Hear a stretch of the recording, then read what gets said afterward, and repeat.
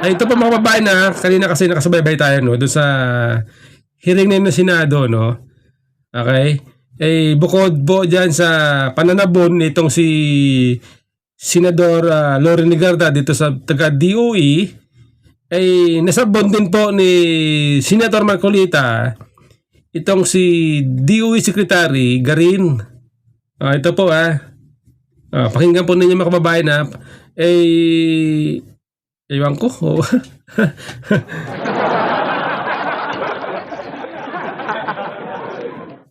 Sa DOE lang po.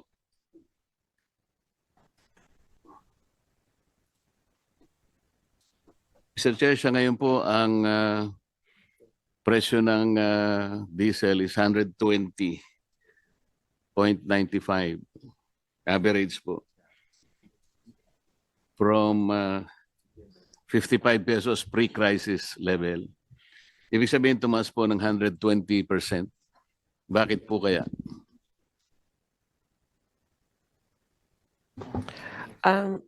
Mr. Chair, the increase is basically because we are an importing country. We don't have any refinery. We don't have indigenous resources, or very, very minute lang. And if Mr. Chair, if you allow me, our fuel, our pump price, more or less, ang fuel cost niyan is about more than half, mga 50+%. Tapos meron kang logistics, ang margin ng companies, pero our tax is about 25%, Mr. Chair. Hindi, alam po natin yun, ma'am. Ang tinatanong ko, bakit po 120% ang itinaas? Ano po ang explanation? Mr. Chair, the upward push is because of the cost, the price of fuel, Mr. Chair, and because there's a increase in price of fuel, and then there's uncertainty in the infrastructure of the oil industry internationally. Yung logistics tumaas, tapos yung insurance tumaas na rin kasi natatakot na rin silang magpagamit ng vessel nila or crossing that traversing, no? So tumaas lahat. That's a component, all the logistics, insurance, mga lahat po, Mr. Chair. Did the government initiate an inquiry, for example, from the players, oil players, kung yung 120% is reasonable?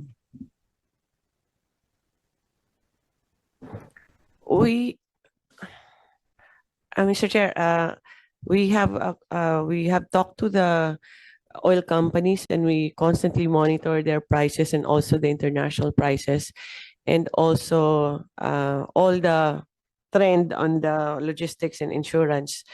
Tumataas talaga, and it within range naman yung increase ng pump prices natin, Mr. Chair. Mr. Chair, ang ibig ko sabihin, nung sinabi po nila na talagang ganito ang itataas, 120%, did we take their statement as gospel truth right away?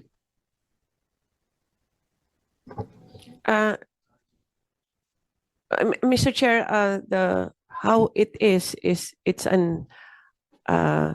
deregulated industry. So ang monitoring ng DOE lang yung ginagawa niya on checking what their prices as. Yes, sir. It is within the range na kinakalculate din ng DOE, Mr. Chair. Mr. Chair, kasi po, ang alam ko, ang pinakamalaking refinery sa buong mundo, yung Rotterdam Refineries. At meron po yan mga tangke na nakabalagbag sa Singapore. Marami po yan. Pati Petronas po, the second largest in the world. May mga tangke po siya sa Singapore. Nag-check po kasi ako, Mr. Chair. Halimbawa po, yung sa Rotterdam Refinery, kung halimbawa FOB price po, $570 per metric ton. Ang isang metric ton po is 1,180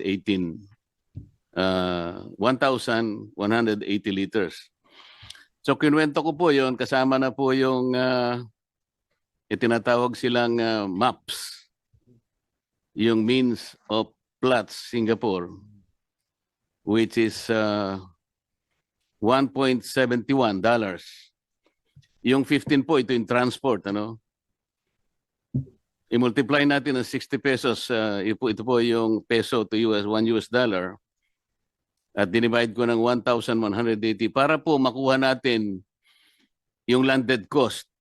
Alam po niyo, it's only $29 at 29 pesos 83 centavos.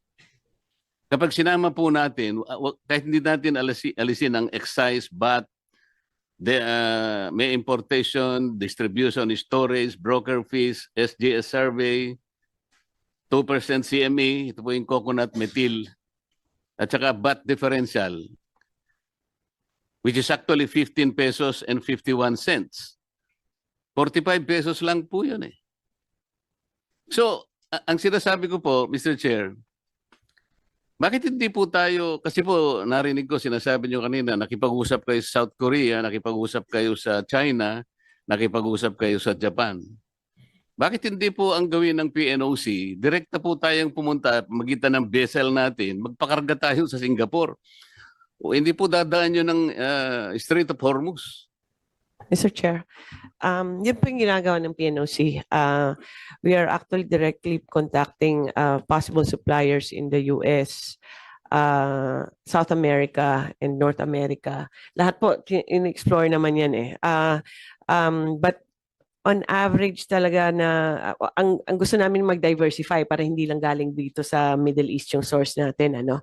Pero ang isang issue din na why there's a limitation on the US source or on the other side, medyo 30-45 days kasi yung delivery. So may mga logistical but based on what are the offers to us, kasi if farm out yun yung offer ng PNOC, ang mga presyo, Mr. Chair, abot ng mga $200 per barrel eh.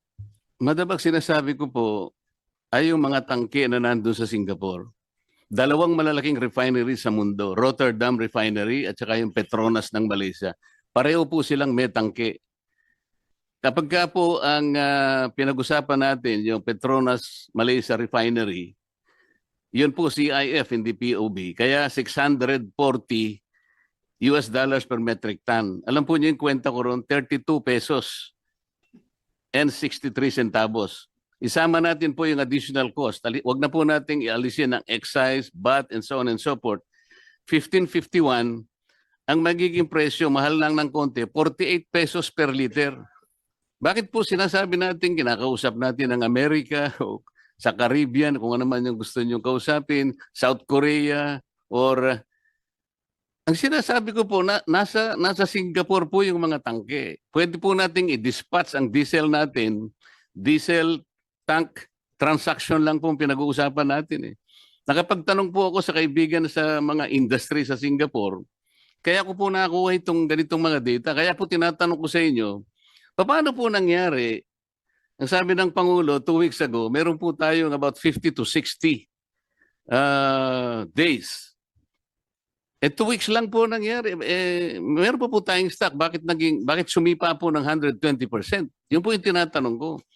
Nag-react po lahat ang ating mga sektor. Agriculture, transport, lahat na po. Kaya nga po yung 230 billion na sinasabi ng DBM. Na gano'n na eh. Ang tinatanong ko lang po, bakit po tayo napunta sa 120% kagad? Bakit naging 110, 120 pesos ang average po ng liter ng diesel? At yung po namang gasolina, 62%. Bakit hindi po natin tinanong man lang, bakit po nagkaganon? Akala ko po ba tinitingnan natin? Ano po ba yung explanation dito? Mr. Chair, ang presyo talaga ng international nag-increase eh. And we will check the vessels na mini-mention ni Senator Marcoleta. But based on sa mga information na nakuha namin sa mga nag-o-offer sa PNOC and also from our oil companies, may malaking increase talaga both on diesel and gasoline at 101%. Tama ba to? Ang increase niya for the past 3 weeks, 101% and 182% for diesel. But we'll check for the other sources, Mr. Chair, kung baka iba yung arrangements nila, Mr. Chair. Sir, hindi ko po alam kung saan nila kinukuha yung gasolina. Baka ang pinag-uusapan po natin, ang gagaling ba lahat sa Persian Gulf? Hindi po yun ang usapan eh. Kahit na isara po yung Strait of Hormuz, ang pinag-uusapan is Persian Gulf. Sabi nga nila 20% ang apektado. Paano po yung Suez Canal? Bukas naman po yun. Pero wag na po natin pag-usapan yun. Ang sinasabi ko po ay yung mga tangke na nakapondo sa Singapore. Napakarami po niyan. Petronas Refinery at saka yung pong Rotterdam Refinery.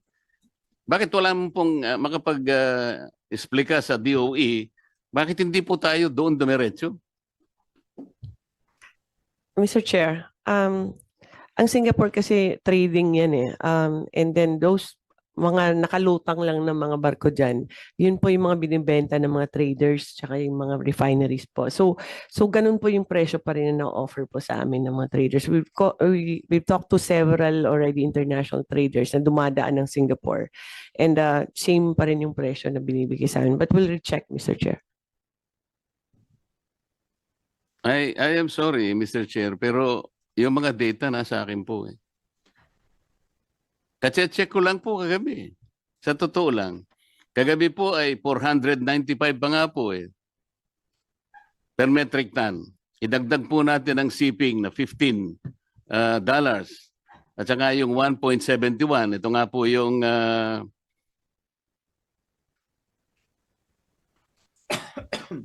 yung gross margin po eh. 8 pesos and 46 centavos. May margin pa nga po eh. Dito po sa Rotterdam Refinery, ang margin is 4 pesos and 64 cents. Pagka sa Petronas naman po, ayun, halos may konti pa rin kita. 1 peso and 85 cents.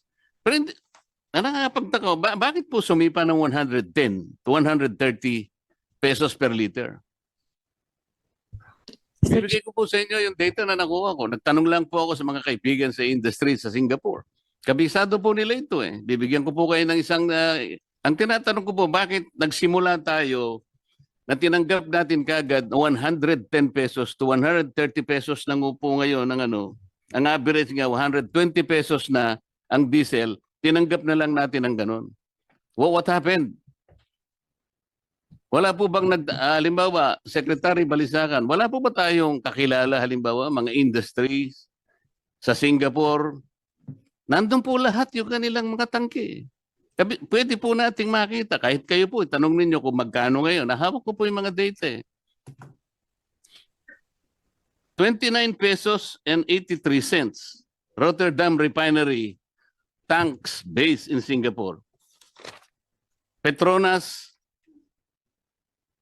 32 pesos and 63 centavos. May kita pa po eh.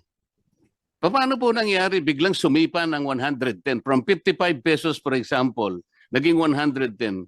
Kaya po nagkaroon po tayo ng crisis. Parang imagine po yung crisis. Ang tinatanong ko po sa DOE, meron po bang nagkaroon po ba tayo ng inquiry? Pinatawag po ba natin ang mga oil companies? Yes, Mr. Chair. Mr. Chair, we've been meeting with the oil company several times. Ang presyo, sinusundan yung maps. And then ang the rest, Mr. Chair, umi-increase yung logistics tsaka yung insurance. Pero yung premium po, Mr. Chair, for you to be able to purchase a supply, dati po mga $5 to $10 lang yan. Ngayon po mga $60 na. So umaakyat talaga lahat, Mr. Chair. Ang sinasabi po ninyo, Madam Secretary, Mr. Chair, ay yung pong panganib na dadaan po kayo sa Strait of Hormuz. Ang pupuntahan po natin Singapore, ang layo naman po sa Strait of Hormuz noon eh. Nagkakaintindihan po ba tayo? Yes, Mr. Chair. No, it's not a Strait of Hormuz na we are just getting products also from Singapore and all Southeast Asian countries, Mr. Chair.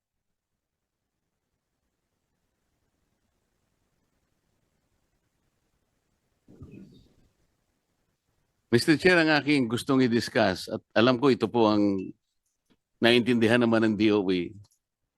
Ito po dahil sinasabi natin may crisis na, tank to vessel procedure na po ang pinag-uusapan natin. Yung ating pong, ang ating vessel, siya na po yung lalapit doon sa tangke sa Singapore. Hindi po ba nyo alam mga procedures? Nasa akin yung procedures, nakuha ko kung paano po natin mapapadali ito eh. Ayun po yung FOB price, $570 per metric tons. Rotterdam Refinery, tanks based in Singapore. Yung Petronas naman po, 640 dahil hindi FOB yun, CIF. Ngayon, kukwentahin po natin lahat ang mga local add-on, kagaya po na sinasabi ninyo, 15 pesos, 51 centavos lang per liter yun. Kahit idagdag po ninyo yun, sa 55 pesos, may kita pa po eh. Kaya tinatanong ko po, paano po tayo napunta sa 110?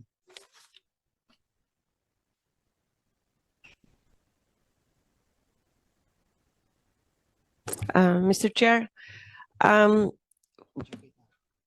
we will recheck the data and will if we can get the data from the good senator also. But ang lahat po na orders, halos marami po na orders, gumagaling talaga ng Singapore kasi yun isa sa mga pinakamalaking trading company. But in our computations, talagang ganun po yung presyo. Kasi kahit kunin mo doon, mahihirapan ka rin maghanap ng sarili mong vessel kasi nag-aagawan ngayon. And then the vessel is more expensive now. The premium of the insurance is really, really very expensive.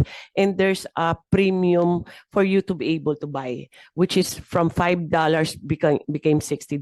So lahat po na component nandiyan yan. Hindi po ganun kadali na papadala lang ng vessel because we don't have any vessels actually to send to them because it's very difficult now. Pero Mr. Chair, I'll direct our team that are doing the purchasing and check the Rotterdam supply in Singapore, Mr. Chair. Sir Chair, sino po yung nagsabing napakahirap pumanap ng vessel? Sino po nagsabi sa inyo? Sino ang nag-advise sa inyo? Napakahirap pumanap ng vessel para kumuha ng supply sa mga tangke sa Mr. Chair, marami kasi nagbebenta po sa PNOC na sa atin yung transport and that's the most difficult part that they've been trying to find, Mr. Chair. Yun po bang mga players natin, ganun din ang kanilang sinasabi sa inyo? I'm not talking about the PNOC. Sa atin po yun eh. Yes, Mr. Chair. They were the first ones actually that flagged this, Mr. Chair. Yung ating mga players, sinabi po nila na napakamahal po dun sa Singapore. Did you check the FOB price in Singapore as we speak? Yes, Mr. Chair, we have been checking actually Singapore and all the other countries. Di nga po, nasa akin na po eh. FOB and CIF, both Petronas and Rotterdam refineries. Yes, Mr. Chair, we have checked also on that, Mr. Chair. So pareho po tayo ng presyo. No, Mr. Chair. Saan po nyo kinukuha yung presyo ninyo? Ito nga yung sinasabi ko, dapat po nagkaroon ng inquiry man lang. Kung halimbawa, sinabi ng mga players ganito, kaya ang tanong ko po, did we take those as gospel truth? Paano po natin sinek? Mr. Chair, this is based on also on the maps as we have prescribed how the computations will be, and also, Mr. Chair, on the experience of PNOC in... Secretary, ang maps po is only $1.71. Sinasabi ko na po ito eh. Kanina po yung presentation kanina, yung Dubai plots. Hindi po relevant yun because we are not getting something else sa Dubai. Ang sinasabi ko, Singapore lang. I'm trying to direct the conversation to Singapore. Nandun po yung mga tangke ng dalawang refineries. Pwede po ninyong check-in ngayon. Yung sinasabi, kung totoo yung sinasabi ko, hindi. Anyway, Mr. Chair, I don't want to belabor this. Alam ko, makukuha nyo naman. Mamaya, bibigay ko po yung data ko sa inyo para lang matapos tayo. Gusto ko lang po magtanong kay... Nakita nyo kung paano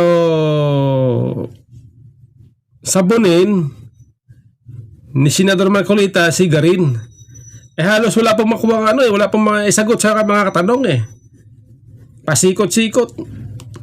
Wala pong madirektang kasagutan para sana matisfied ang taong bayan, ang mga senador sa kung ano ba ang ginagawa ng mga taga DOE. Okay? Mahirap hindi ko naintindihan mo sinasabi. Mabuti pa pala itong si Senador Marcolita ay nag-check doon sa Singapore. Doon daw sa Singapore, doon sa mayroon daw mga tangke doon ng tangke ng mga oil sa Singapore. At doon daw nalaman ni Senador Marcolita yung pricing mas mababa. Pinapakinggan ko po si Senador Marcolita, ang tinutumbok niya sana ay sa halip na ikatwiran o bumili ng krudo sa gitnang silangan, partikular doon sa kung saan may gulo, dito Singapore walang gulo. Nakukuha ko yung ibig sabihin ni Marcolita ano ba yun? Nakukuha ko ibig sabihin ni Marcolita, gusto niya mayayari na doon na kayo bumili sa Singapore. Kung saan doon merong oil refinery.